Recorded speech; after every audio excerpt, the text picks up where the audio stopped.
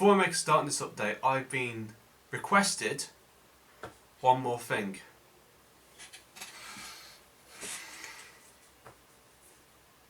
I've been requested to put this little chat back up here.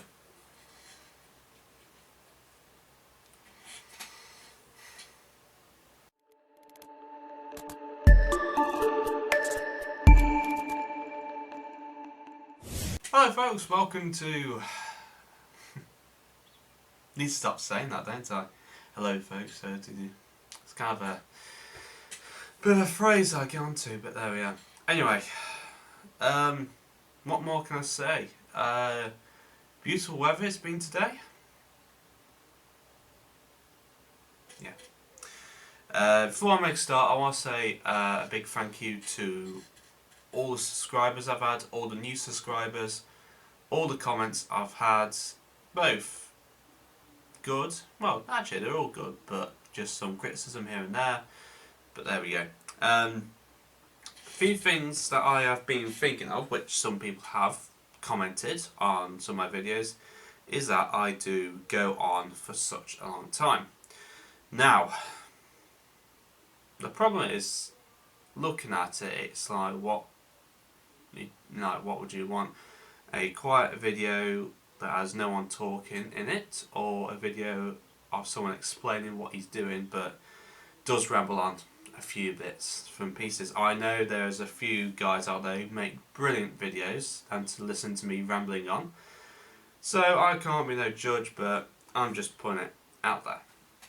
Anyway, we're going to be talking about what's been going on, what's the plan, and obviously what's... There we are. You can probably see from at the bench here we have a few... You can see the elephant in the room just sat here. A few interesting features we've got on the go here. Well, we've got two done, and one that will require a lot of people to think that hasn't got any wings, Michael. That's got tracks and treads and turrets, but there we go. So yeah, what I'll do is I'll just swap the camera around and we'll place you down here. Now, the way of putting it, that does sound... yeah. Okay, so like I said earlier, the elephant in the room is just sat right in front of me. If you weren't aware, if you didn't watch the videos, this sat in front of me is my first ever Wingnut build. And obviously, as most of you would sadly know, Wingnut has indeed closed down. When I heard the news, I thought it was someone playing a prank, but no, it is 100% generally true. Very sad news to hear, but obviously that'll come later. Anyhow, this being my first ever Wingnut build, a few things I learnt from this kit. First one is that the gun mounts are actually movable. That is very, very cool, will admit. Another thing I have is, I'm going to have to say this, and generally 100% true, this has to be one of the best builds I have ever had the hands of creating. Now, I do say that, you know, obviously I do ramble, and I do say, you know, obviously things are very much the same. But yeah, I have to say it's one of the most detailed ones I've ever built. The only problem, the few niggles I've had, is just where you can just see down here we've got the engine cowling where it fits onto the framework. It's just a little bit out of place, and also there is a tiny little seam at the back here of the fuselage house where they go together on the backbone of the aircraft. Now, another thing I have fear is actually picking this up. You can see just any little tiny little nudge.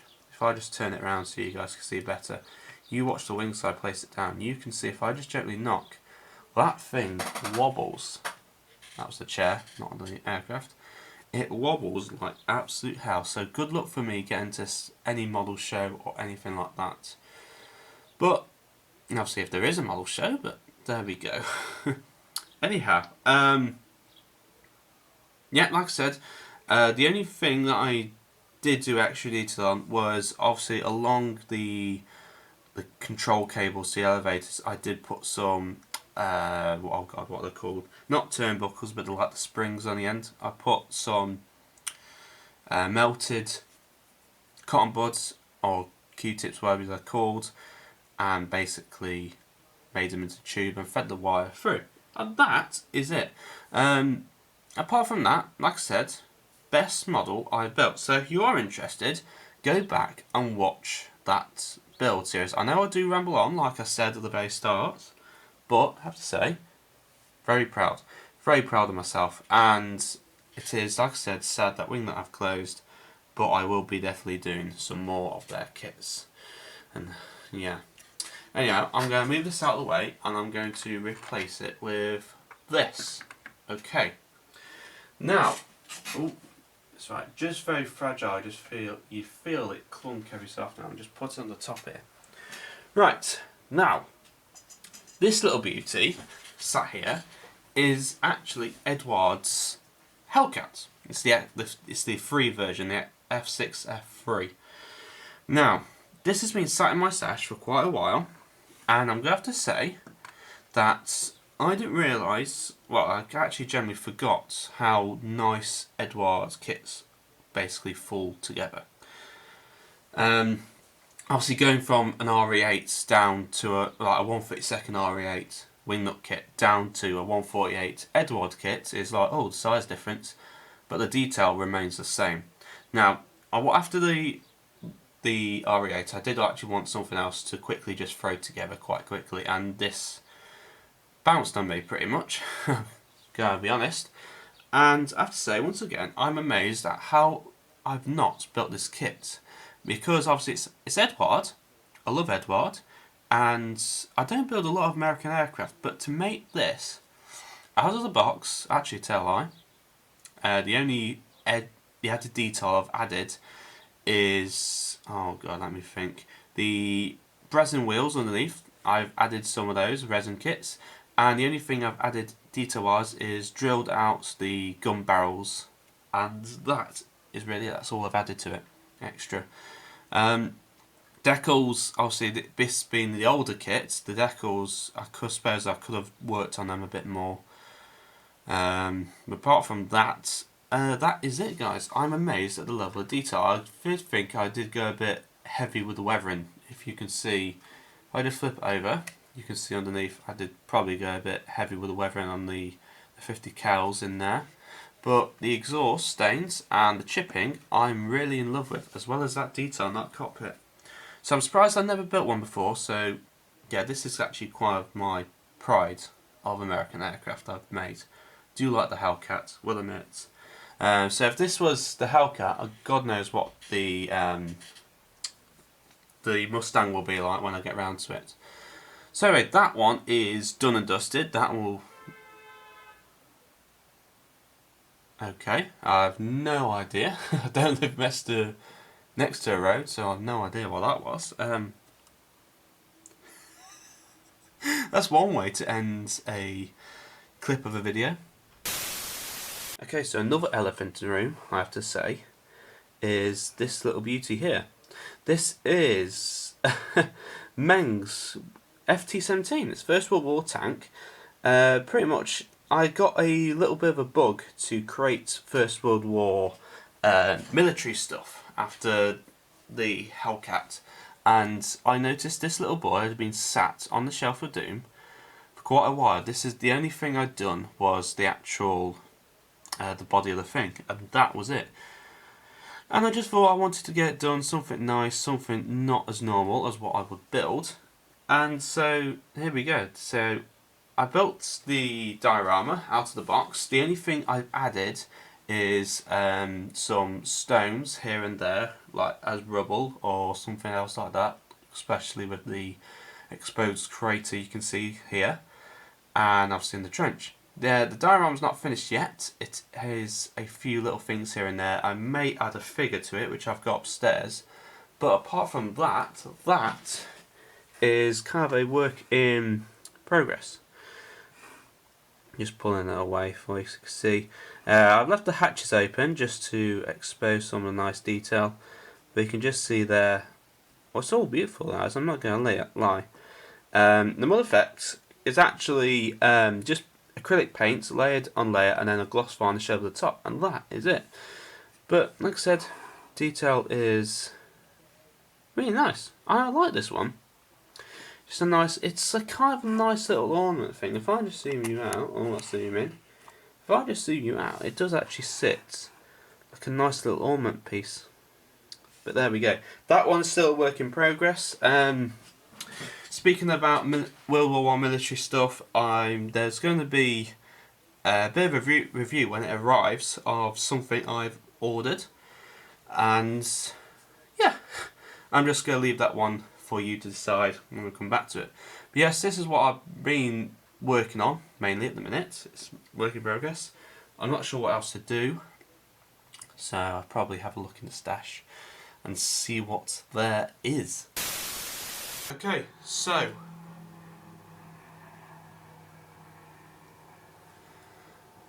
oh, that's nice. Right, an aircraft just flew over. You know when you just wish you had your glasses on at one point and then... yeah. Anyhow, basically you've seen what I've been up to, what I'm working on. The Hellcat is going to have a build video, but it's only going to be like 2 videos long because just how quickly it flew together. You know, we put in the box and shake it together. That's how quick it went. Anyhow, obviously, as you know, the world being in turmoil at the minute and just a mess. A lot of things have been cancelled off my list, so it's kind of not bad because obviously I know there's people who are sadly worse off, but I know the fact that I've lost a lot of I don't know, it's kind of your social side. You sit here and think to yourself, oh yeah, scale modelling is, you know, obviously it is going to be a, why'd you put it, an isolated hobby, as you may put it. You sat here and think to yourself, oh, you know, I don't need this, we can all just sit here and have a laugh, you know. But then when you sit and think about it, that's, you know, obviously you don't get to see people you know, you don't get to see any shows, you can't go out more, see the real thing, you can't do anything. It does get to, I will admit, it is getting to a lot of people who I know, as well as myself, I'm going to admit. But I shouldn't brag because I go by a rule. If you are learning to brag about something, just know that there's someone off there who's worse off. So, forgive me for that one. But anyway, as I explained, I've had so many shows cancelled this year. So many things I was going to do. In fact, a lot of things people were going to do, it's all been cancelled. The only things that are really still planning to go ahead as far as we know is we hope obviously to head down to see family, Chelsea's family. Obviously, as you know, we go down there to Isle of Wight every year and see family, but we don't know yet, sadly. I just hope we can because, you know. Anyhow, the only things that I know modelling wise is that still going ahead is one model show I go to is Southall, and of course there is Telford as well. Now we haven't heard anything about it, so we fingers crossed that it will be there or still be planned to run. And also another show is Worley, is that where I used to work. Well, I say used to, I still technically do, at the NEC, but now that's a makeshift hospital now. So we don't know yet, as of yet, but if the plan still goes ahead for Worley, then it's going to be a surprise for you guys because I'm taking on the challenge and helping a few other friends out with this challenge that you may have seen if you're a railway enthusiast like myself. It's a challenge that's been officialed by Hornby, and that's it. That's all I'm going to mention. I'm not going to mention anything else, but that's it. Anyhow, speaking of railways, I do have the railway up and running. If you go and check on my Facebook page, you can go and see the DMU, the Class 101, going back and forth across the 2 baseboards, which I'm happy about. I just need to do a few tweaks here and there. Anyhow, enough of that. So, as I said, with all the shows cancelled, you go around, you obviously expect to buy stuff. Now, obviously with that not happening, we've had... I've been hearing a lot of news lately that a lot of a lot of shops and other businesses, model related, have absolutely been stormed out with stuff because people aren't going anywhere, because obviously they've had money saved up and they're not going anywhere. And I will admit, I have done the same thing. I have bought, there is a pile sat here, and if it wasn't, I wouldn't lie to you, the pile that's sat here is pretty much up to the bottom of the tripod of the camera. I'm not going to lie about that. And you can guess by, obviously, what I've mentioned earlier. No, another elephant in the room. I should call this the elephant group update. Anyway, so yeah, my bank account went a little bit mad on me in case, you know, you're probably thinking, what the hell is going on? But Drink! Drink! Drink! Drink! Drink! Drink!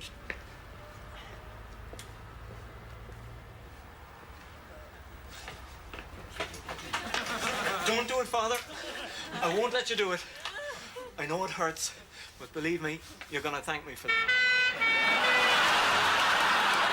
So yeah, as you can see, I did buy some Wingnut kits. As the whole stash that's sat in front of me, 2 kits are not Wingnut, so I'm just debating whether to get those ones done and out of the way first.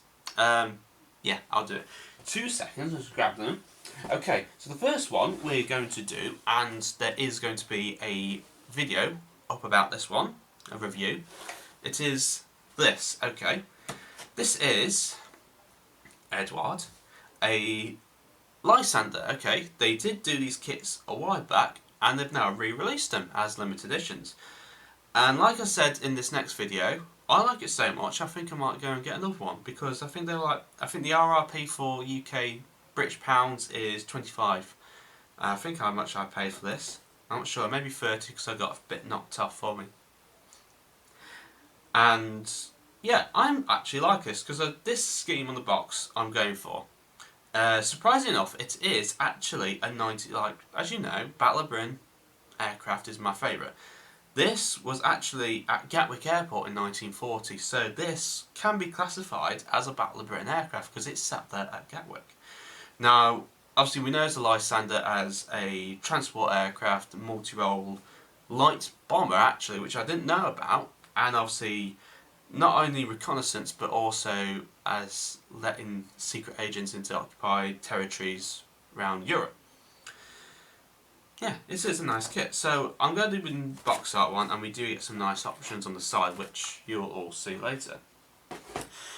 Okay, and this last one was actually pretty of a nice golden one. I saw it on eBay. Obviously eBay is my devil at the minute. I saw it on eBay and I thought I've got to have it because it is an aircraft you don't see or hear much of, and it's a nice kit. And I've been after one after a while because I saw it at Bolton Model Show, and obviously I thought, well, at the next model show I get it, but that model show never happened because, you know, the cancellations, but there we go. So I saw it and I thought I'm going to risk it, and I was the only one to put a bid on it, and I got this at a very cheap price of how much they go to. So this is what I got, and it is a big box. See on the back here, it is that. I'm just not, that thread will nearly fall off. It's an Accurate Miniatures kit. It's the Helldive version, probably, see the title. I have to say, you do get 2 mocking options. Normally they only put 1 in, but you get 2. You get this one, which is a anti-sub bomber that was used, I think it was around the Atlantic, I think, or near the coast of America. It was used to anti-sub roles. And you get another option, which was based, it's got the typical blue, the two-tone blue on the top sides, and obviously the white underneath. And that was what I was going for. You do get photo etch in this, indeed, so I paid a really nice price. So spot on rivet detail. Obviously accurate miniatures, they go together, not a problem. So that was a golden opportunity one. Okay, so with that done, the rest of the pile that's sat right in front of me is all Wingnut kits, so you can probably guess. Okay, like I said, my bank account isn't liking me at the minute because it's Wingnut. But it was getting while I can because the prices have gone up. Like I paid a couple of months back, I paid about £60 for a Sopwith pup. They've gone up now to £150. That is a pretty much near enough 100% increase. Near enough about a 90-80% increase. So wow, there we go. The first one I got is my recent arrival. You're thinking arrival? Yeah, I have 2 more Wingnuts on the way. One of them has to be my most expensive and my most biggest kit I've ever purchased, but that'll be a surprise in later updates. The other one is simply a Samuelson. It was one that I never got, and I like the look of it. It's just weird French design, and it was basically one. There we go.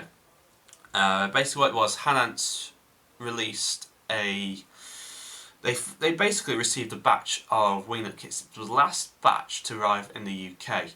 Now, the story goes, it was Saturday morning, it's now Monday, Bank Holiday Monday. Saturday morning I woke up and I've received a message from a friend saying that they'd had some in stock. Okay, fair enough.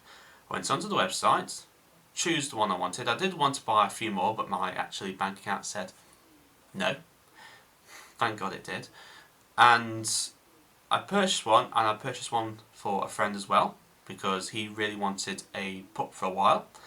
And I purchased one for him, and basically that day I went to work, I went shopping, I went back to work, I came back home, they'd all sold out. Within 10 hours, Hanance had sold out completely of the kit. So it just proves how much they were loved, how much they were cherished, and pretty much that was your last chance. It's sad, I'm going to be honest. Sad that they've gone. Anyhow, I'm rambling on again. I said, if you remember the RE8, it was actually my first ever First World War subject build. My first ever subject build. Now there was one aircraft that I didn't get from Airfix at the time, probably because I was young and the shop did close down after a certain amount.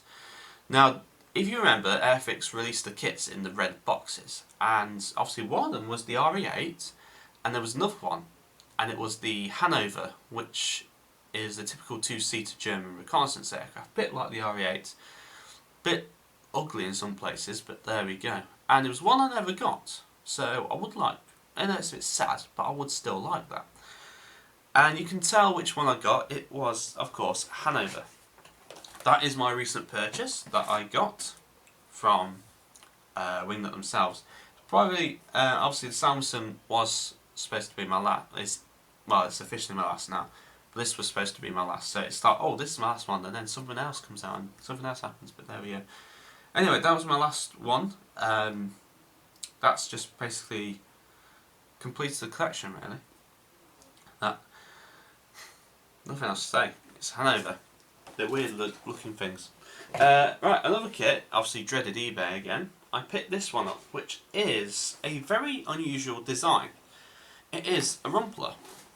It is the late version, and I just like the look of this one because it's got a funny nose. Obviously, normally there'd be nose cones in the front, but this one has a funny nose. And it also has this box art. I don't know if I'm going to go for this one.